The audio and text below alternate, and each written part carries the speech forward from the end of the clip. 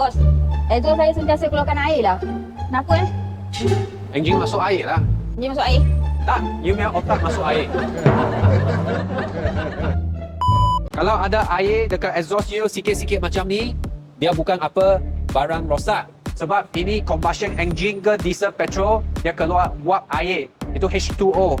Itu kebiasaan keluar pada pagi sebab kereta sejuk, dia keluar macam tu. Itu biasa. Lagi satu, dia keluar ni, dia tanda kereta awak sihat, engine okey. Dia punya catalytic converter tak ada sumbat. Kalau catalytic converter awak sumbat, dia langsung tak boleh keluar air.